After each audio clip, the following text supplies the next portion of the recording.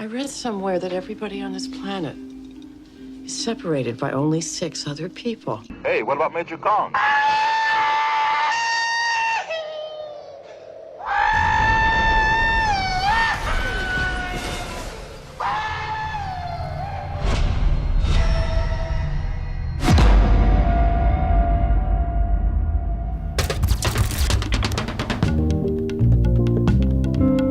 À notre gauche, façon de parler, le 44 Magnum Smith & Wesson et le brushing massif de Clint Eastwood dans l'Inspecteur Harry de Don Siegel.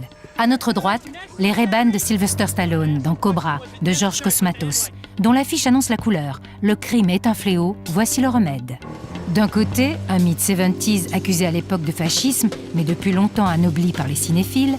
De l'autre, un pur produit du Hollywood de Ronald Reagan, à peine mieux considéré qu'un nanar sympathique. Et si un maillon secret unissait pourtant ces deux justiciers ultra-virils? Vous avez 5 secondes pour mener votre enquête. 5, 4, 3, 2, 1, 0.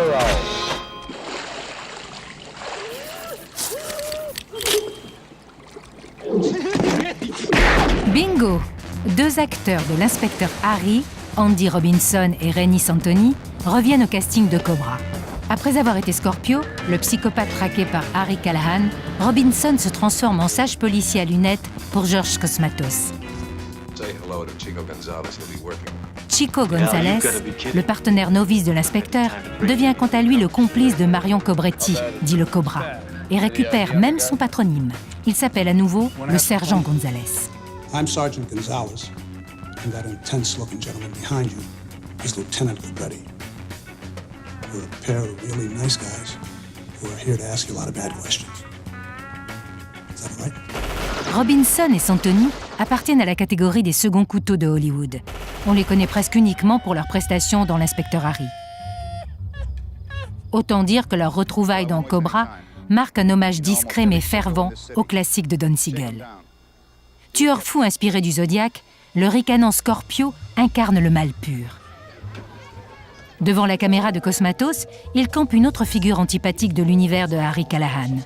Le supérieur légaliste et procédurier, partisan de la méthode douce, qui réprimande les méthodes expéditives du justicier.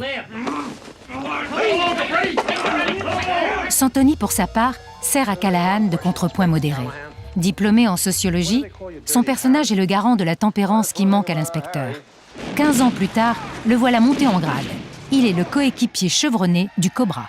Never liked that bitch. Me either. Get in the house. Mais il y a plus en commun entre les deux films que des archétypes au visage familier. D'un récit à l'autre, on retrouve le même éloge d'une solution sécuritaire et draconienne au sévice de la pègre. La criminalité est toujours présentée comme un fléau absurde, total et diabolique, qu'il faut éradiquer à n'importe quel prix. Right where it's head. Please, I scare easy.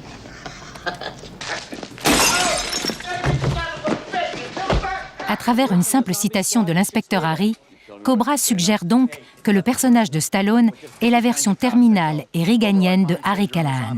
You're a specialist that does the job nobody wants, all right? Now you know why they call me Dirty Harry. Every dirty job that comes along.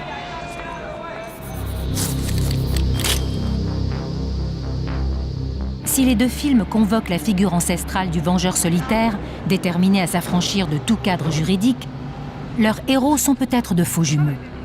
Sous les traits figés de Stallone, le Cobra est une sorte de surhomme taillé pour faire respecter la loi. C'est aussi le rejeton de l'Amérique matérialiste des années 80 et de son culte du corps. Une sorte de Robocop sans composants bioniques et pourtant amputé de sa moitié humaine. Difficile pour les yeux contemporains d'y voir autre chose qu'une caricature. Un condensé de patriotisme dopé aux stéroïdes et tanné par les UV.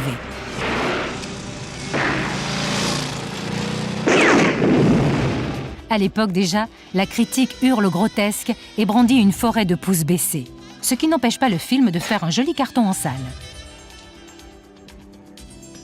En son temps, l'inspecteur Harry récoltait lui aussi les remontrances de la presse.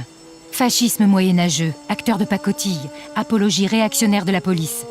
Les reproches idéologiques pleuvent, notamment sous la plume de Pauline Kael, éminente critique du New Yorker.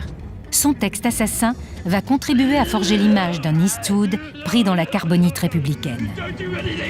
Mais si caricature il y a, elle est pleinement assumée par la mise en scène. C'est que le rapport de Don Siegel à son personnage est plus complexe qu'il n'y paraît.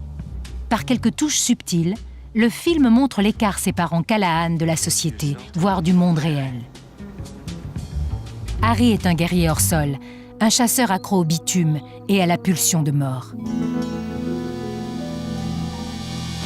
Sa manière de coffrer des braqueurs en mastiquant un hot dog ou d'exhiber fièrement son imposant magnum, tout cela en fait un fric à la limite du personnage de cartoon. Ses névroses sont aussi pointées entre les lignes. Hanté par la mort de sa femme, rongé par une paranoïa qui dope son flair, l'inspecteur Harry est un surhomme en trompe-l'œil. Son humanité est précisément logée dans sa tendance à déborder et à franchir les limites entre justice et fascisme.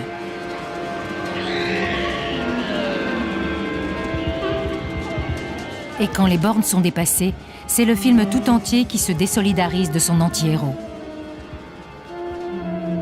Rien à voir avec le monolithe opaque joué par Stallone. Le Cobra se résume pour sa part à la surface froide et paranoïaque de Callahan, celle que les électeurs de Richard Nixon applaudissaient en salle et que la droite ultralibérale voudrait voir triompher à nouveau. Le film de Cosmatos exalte son super flic sans jamais questionner sa morale et le change aux versions robotisées de l'inspecteur Harry. So, Freddy, do you know you have an attitude problem? Yeah, but it's just a little one.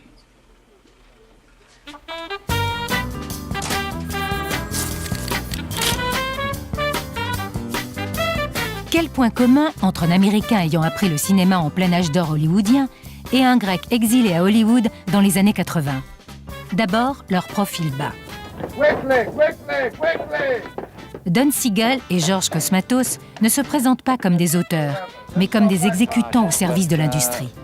I really have no style. I think if one thinks of style when you're shooting, you become self-conscious. So I really don't know what I'm doing. Tout comme Siegel a appris son métier en tant que grouillot à la Warner, Cosmatos fut l'assistant d'Otto Preminger et de Michael Kakoyanis.